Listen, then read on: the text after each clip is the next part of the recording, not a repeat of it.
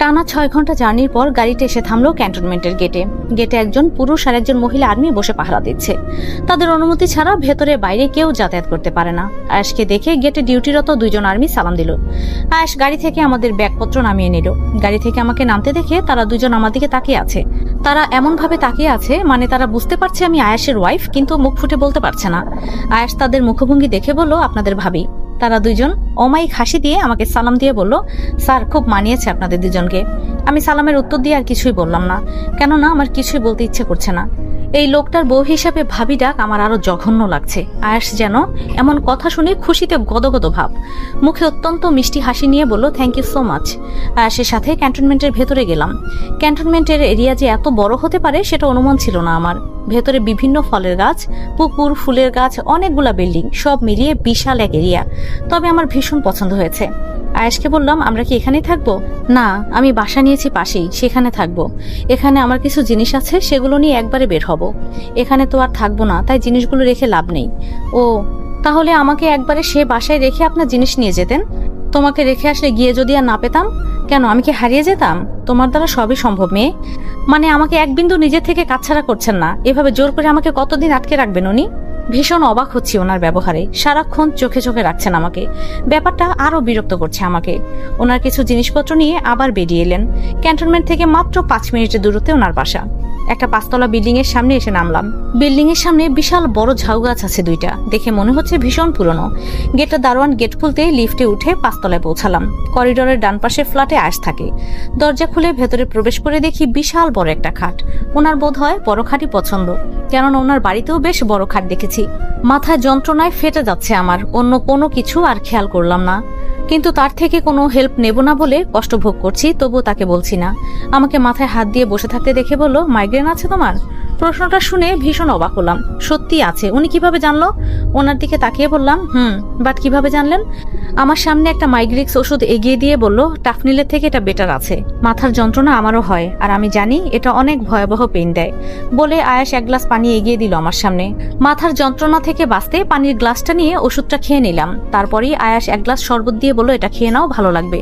শরীর এতটাই খারাপ লাগছে, আয়েশের এই সাহায্য না নিয়ে উপায় নেই আমার। শরবত আর ওষুধ খেয়ে বিছানায় শুয়ে চোখ বুজে রইলাম, আর সাথে সাথেই ঘুমিয়ে গেলাম। আয়েশ আমার মাথার সামনে একটা স্ট্যান্ড ফ্যান চালিয়ে দিল। ঠান্ডা বাতাসে ঘুম যেন জড়সড় হয়ে এলো।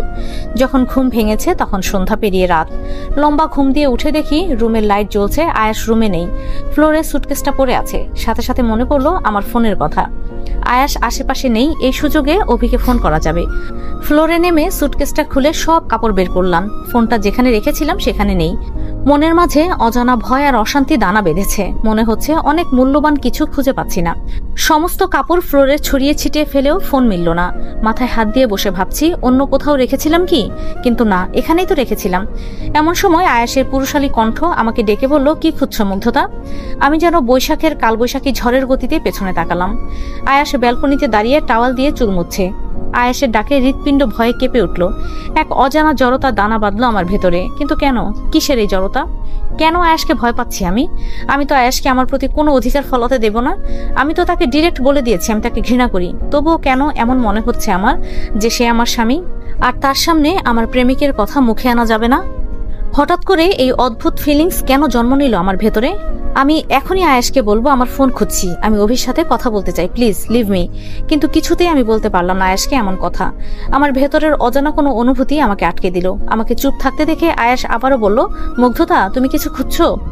আয়েশের এমন প্রশ্নে কিছুটা ঘাবড়ে গিয়ে বললাম, মানে কিছু না তো।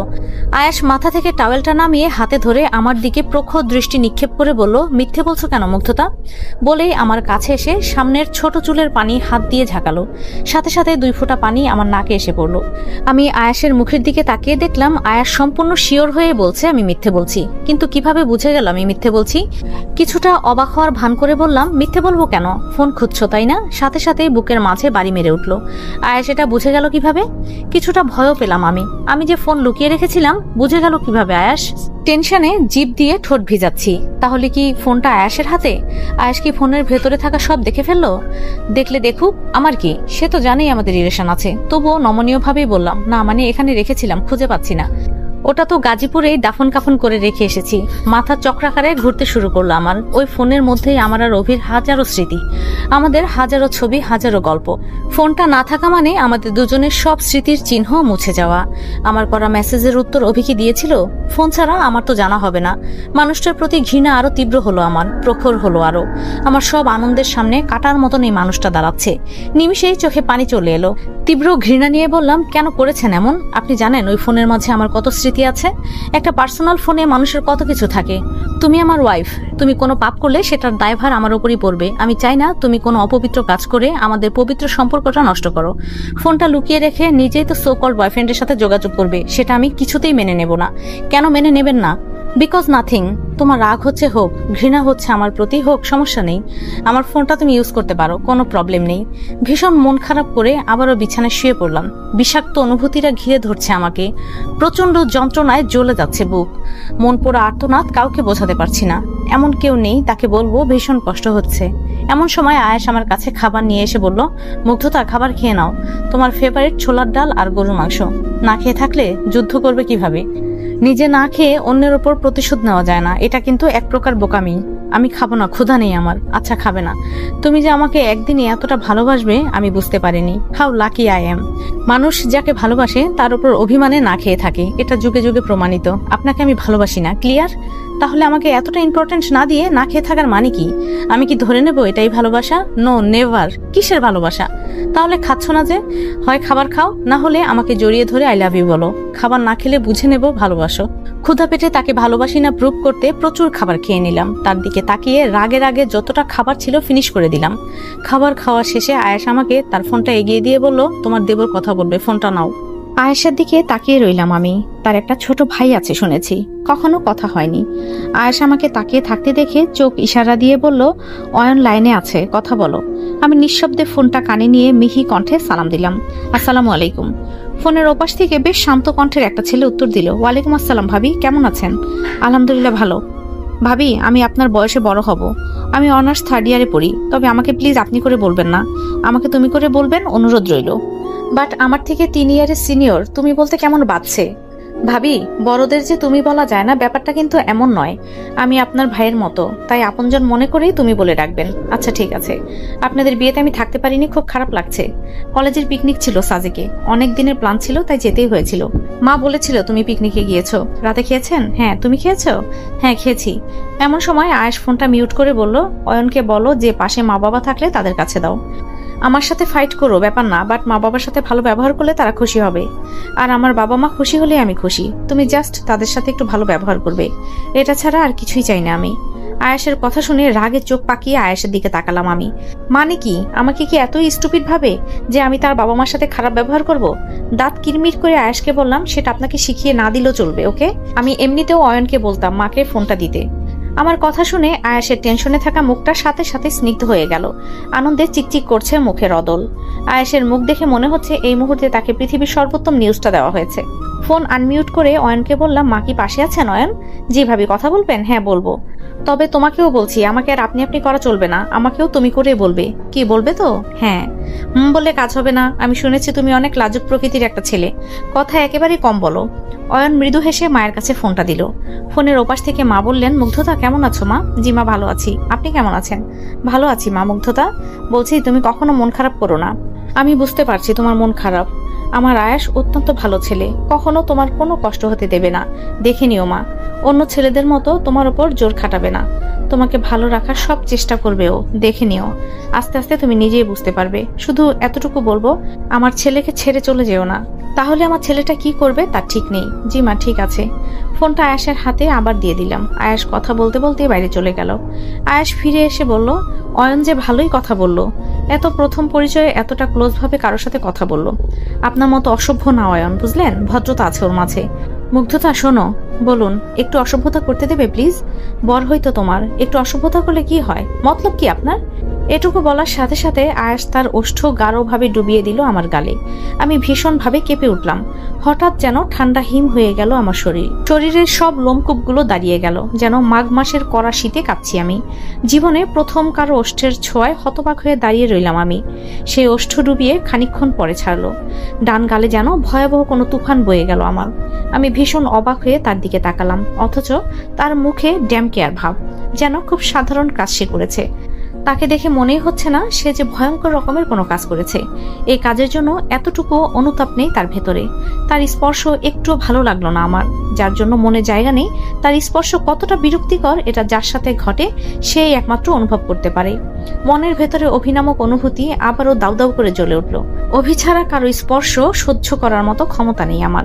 মা বাবা জেনে বুঝে কেন আমাকে এই পাপের দুনিয়ায় ভাসিয়ে দিল? আমি বিবাহিত, আমার স্বামীর অধিকার আছে আমাকে চুমু দেওয়ার, আমাকে স্পর্শ করার।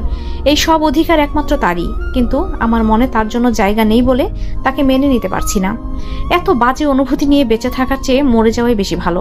হাত দিয়ে গাল মুছে আয়েশের দিকে তাকালাম। ইচ্ছা করছে মুখের চামড়া তুলে ফেলি।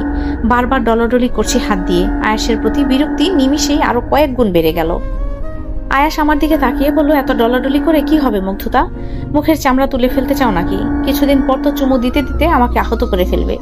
রাগে, দুঃখে, অপমানে, লজ্জায় আমি আর কোনো কথা বলতে পারলাম না। শুধু বিরক্তি নিয়ে তাকিয়ে রইলাম আয়াসের দিকে। আয়াস আমার মুডের ভাব বুঝে বলল, আমার বউ কোনো পাপ করুক সেটা আমি চাই না, এখনো অসভ্যতা করিনি। হুদাই অসভ্য বললে তোমারই পাপ হবে বউ। তোমাকে গুনাহ থেকে বাঁচাতে অসভ্যতা আমি করলাম কিছুটা, এখন থেকে সারাদিন অসভ্যতার মন্ত্র পড়বে, ওকে? এবার গুড নাইট। আয়াস ঘুমিয়ে পড়লো। আমিও নিশ্চুপ হয়ে আয়াসের পাশে গিয়ে শুয়ে পড়লাম, কিন্তু ঘুম হলো না। দু চোখ দিয়ে অঝরে পানি পড়ছে। ইচ্ছে করছে এক ছুটে অভির কাছে চলে যাই। কতকাল যেন অভির সাথে দেখা হয় না আমার। অভিকে দেখার জন্য ছটফট করছে মন। কথা বলা বা দেখার কোনো সুযোগ নেই। কেটে গেছে 2 দিন। আয়েশের করা অনাকাঙ্ক্ষিত ঘটনার জন্য টোটাল একটা কথাও আয়েশের সাথে বলি না। আয়েশ নিজের মতো বকবক করে, কিন্তু আমি কোনো কথা বলি না। মন চাইলে খাবার খাচ্ছি, না চাইলে খাচ্ছি না, তবে কথা বলছি না। 2 দিন পরে সকালে দেখি আয়েশ তার ইউনিফর্ম পরে কিছু খুঁজছে। আয়েশকে ভীষণ সুন্দর দেখাচ্ছে ইউনিফর্মে। এমনিতে আয়েশ দেখতে ভীষণ হ্যান্ডসাম। আর্মি পার্সনরা বরাবর দেখতে বেশ হ্যান্ডসাম হয়। সারা বছর ব্যায়ামে এমনিতেই বডির ফিটনেস ভালো হয়ে যায়। আয়াস হন্য হয়ে কিছু খুঁজে যাচ্ছে। বুঝতে পারছি ইম্পর্টেন্ট কিছু খুঁজছে আয়াস। আলমারি তন্ন তন্ন করে ফেলছে খুঁজতে খুঁজতে। বাবা হলে এত সময় মায়ের সাথে চিল্লাচিল্লি শুরু করতো যে একটা জিনিসও গুছিয়ে রাখতে পারো না। মানুষের বাড়িতে কিছু চাইলেই সাথে সাথে পাওয়া যায়, কিন্তু আমাদের বাড়িতে পাওয়া যায় না। বাবা সব ছোড়াছুড়ি শুরু করতো। মা দ্রুত গিয়ে সাহায্য করতো। মায়ের কথাটা ভেবে আমিও আয়াসকে হেল্প করতে গেলাম। কাছে গিয়ে বললাম, কিছু খুঁজছেন? আয়াস আমার দিকে না তাকিয়ে বলল, অফিসের একটা ফাইল পাচ্ছি না, খুব প্রয়োজন। আমি আলমারিতে উকি মেরে দেখি হলুদ কালারের একটা ফাইল পড়ে আছে। ফাইলটা হাতে নিয়ে আয়াসের সামনে ধরে বললাম, এটা? আয়াস ফাইলটা হাতে নিয়ে বলল, হ্যাঁ এটা। সামনে তো ছিল, খুঁজে পেলেন না যে? আমি তো এখানে খুঁজলাম, পেলাম না। মন কোথায় ছিল? তুমি কথা না বললে আমার সব এলোমেলো লাগে মুগ্ধতা। আর একটু হলে হয়তো নিজেকে হারিয়ে ফেলতাম, কোথায় জানি না। খেয়ে যাবেন না? আধা ঘন্টা আগে বললে খেতাম, এখন লেট হয়ে গেছে, খাওয়ার সময় নেই। কাল রাতেও খাননি। 2 দিন কি রোজা রেখেছেন? আয়াস মৃদু হেসে দিল। আমি দেখি আয়াস রোজ সকালে 1 গ্লাস দুধ খেয়ে বের হয়। আয়াস আজ 2 দিন দেখছি খাচ্ছে না। আমাকে বলেছিল সে রোজ সকালে দুধ বা জুস কিছু একটা খায়। আয়াসকে বললাম, জাস্ট 1 মিনিট। 1 গ্লাস দুধ এনে আয়াসের সামনে ধরে বললাম, এটা খেয়ে বেরোন। আয়াস আমার হাত সহ দুধের গ্লাস ধরে মুখ দিয়ে চুমুক দিল। তার হয়তো আমার হাতেই খেতে ইচ্ছে করছিল। বেরোনোর সময় বলল, ভালোভাবে দরজা লাগাবে। দুপুরে বুয়া এসে রান্না করে দিয়ে যাবে, খেয়ে নিও। আলমারির চাবি রাখো, টাকা আছে, যা লাগে ইচ্ছে মতো খরচ করো। তবে একা একা বাইরে যেও না প্লিজ। যদি তুমি হারিয়ে যাও আমিও হারিয়ে যাব। আয়াস বেরিয়ে গেল। আমি ওর যাওয়া তাকিয়ে দেখছি। কিছুক্ষণ পর নিচে এলাম অভিকে ফোন করতে। এটাই সুযোগ অভিকে কল করার। নিমিষেই মন ভালো হয়ে গেল আমার। হঠাৎ মনের মাঝে সুখ পাখি ডেকে উঠল। আনন্দে ছুটতে ছুটতে নিচে গেলাম আমি। তো এই পর্বটি এখানেই শেষ করলাম। যদি গল্পটি আপনাদের কাছে ভালো লাগে তাহলে লাইক কমেন্ট করে জানিয়ে দিন। ধন্যবাদ সবাইকে।